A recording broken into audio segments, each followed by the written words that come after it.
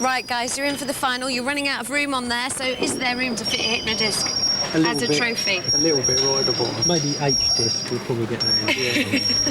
Shorten it down a bit. Do you have any tactics? I mean, Hypno-Disc is a pretty mean thing to be up against. I know people in the past have thought, if we can just chop them in the centre of the disc, or you only really have your tail as weaponry. Well, we've just got to keep going at them and hope not give them a chance to run their disc up. So nag, that's what you're going to try and do, and try and avoid the disc. Yeah. Obviously. How thick is your armour? How much damage do you think it can do? The top and the back will be okay. The sides are a bit weedy. And never mind the robot, psychologically, how are you all coping? Oh, stressed. Yeah. Everything working? So it's all working? Disc spinning as fast as it should be? Yes. Do you know how thick their armour is? It's thinner than the last opponent, so we should have more of a chance of getting through it this time. Okay. And they haven't got that much weaponry for you to worry about, so you're feeling quite confident? Well, I've noticed they've got a lifter at the back, and I think the lifter is actually higher than any part of our robot that can actually lift, so we shouldn't have any problems with that either. Hopefully. Are you going to go in there and wreak havoc? Yes. Yeah, why not? Okay, well, we'll enjoy watching it then. Good luck. Thanks. Thank you very much.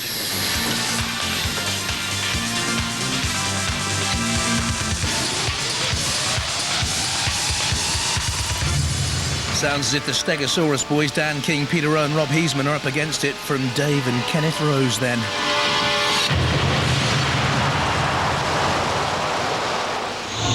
From Oxford, Hypno-Disc. That rotating disc spins at 600 revs per minute. One of the deadliest weapons we've ever seen. They used a welder from the NASA Space Shuttle program on this robot. And the first to feel its power, Robogeddon, Armageddon more like. Get on with it, the message, swift and deadly the victory. So cruel, so punishing. We all gaped, including the house robots, the total annihilation. Stealth, bombed. The Roses, a thorny family, it would seem.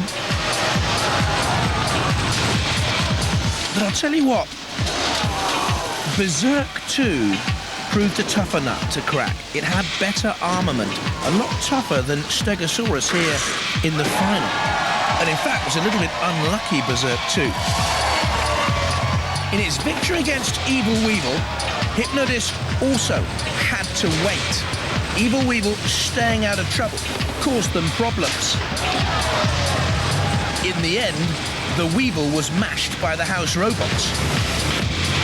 But Hypno-Disc suddenly was not as impregnable as we first thought. 101.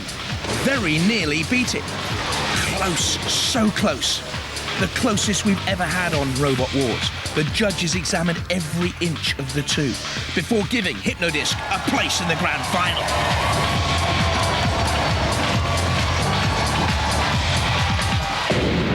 Dave Rose, an astronomer in his spare time. Dad Ken, he loves his classic cars. From Southampton, Steg-O-Saw-Us. The taller but lighter of the two, its lifting tail with punching spikes, not feared by Hypno-Disc. Will they rue that confidence? Cost £1,500 to build, twice as much as its opponent here. And that was money well spent, as Aurak's revenge was put to the rack, or into the pit actually. Then Henry the Crate it was. Picture of Granny on the back didn't help the Henry team. Napalm wasn't torched or burnt, just bashed and smashed. Gravedigger gave the Stegs a chance to show their pushing power and control skills too.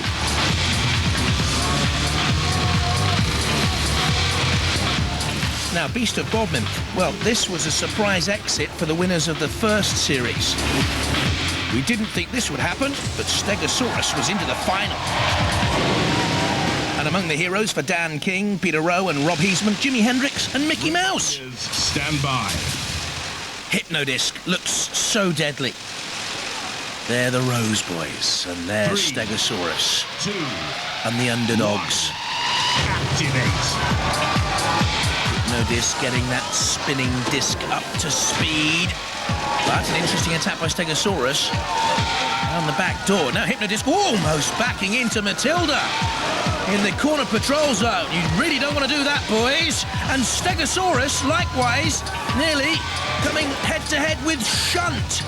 You go into that corner patrol zone, the house robot can attack you. Trying to stay out of arm's reach. That's good driving by Steg-O-Saw-Us. Spinning quickly. Great manoeuvrability, but a gash down the side nonetheless. Look at that power and venomous ability of the spinning disc of the Hypno boys.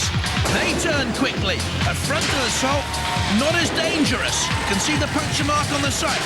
Now they crash into the lifting tail, the spiked tail of Steg-O-Saw-Us, which has claimed victim in the past, but not so far in this elimination round for the place in the grand final against Chaos 2.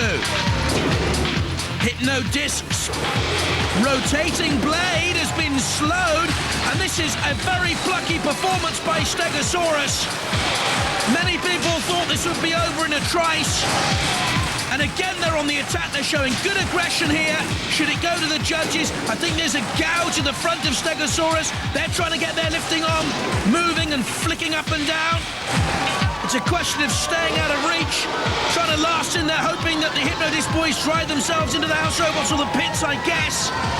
But I think this is a marvellous display against the Rose family by the Steg-O-Saw-Us boys.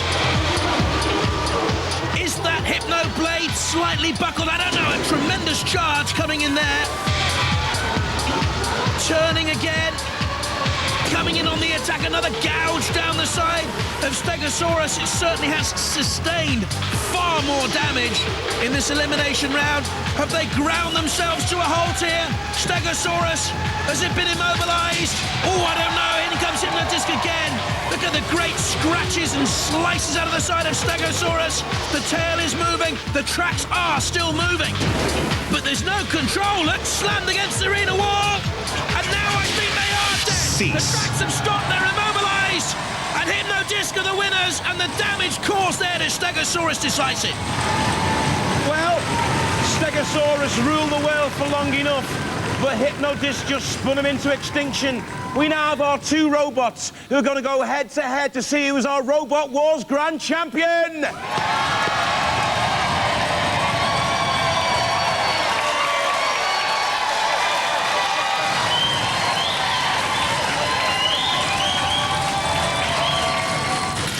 Hey! Ooh, is it consigned to the scrappy? Yeah, it looks that way. Yes, it is. You gave them a run for their money, though, didn't you? Yeah, well, we tried, but it was just too powerful. Just torn it to pieces. It did. It did, but it was a fantastic battle. That was awesome. It was a run for your money as well, wasn't it? Yeah, we were on the losing side for a little while, then we got the disc working, and then we pummeled them. Because at the beginning, was it just working properly? Yes, yeah. Oh, yeah. Yeah, all the way through. Yeah, that was fine. It's the noise it makes, though. Yeah. And explain what you have to do, because sometimes when it looks like it's slowing down, it's not, is it? Well, when we've hit the target, the motor is still running fast. And the fact that the disc stops, the motor has to be stopped. So I stopped the motor immediately we have a strike. And that started up again very gradually. That's why we sort of back off to the, I shouldn't say anything. Yes, you should. Our opponents might think. Anyway. They're not listening. They're not listening. We back off, get the speed up again and go in. And we took the wheel off one side. Yeah. And that was it. You literally have minutes now before the grand final. What's the problems you're facing? We've got a problem with the wheel, which we have to sort out. And anything else? Quick change to the batteries. Because we flattened them on that battle, it was quite strong. A lot of effort went in, and it's going to draw the battery down, so we'll have to change the batteries and have a look at that wheel. Because when you get to this stage, it's not just how good is your robot, it's how well it can stand the pace. Absolutely. That's right. Shows how close Steg-O-Saw-Us came, though, but it's Hypno-Disc flying through to meet Chaos 2 in the final, and while they repair, Craig, get your shin pads on.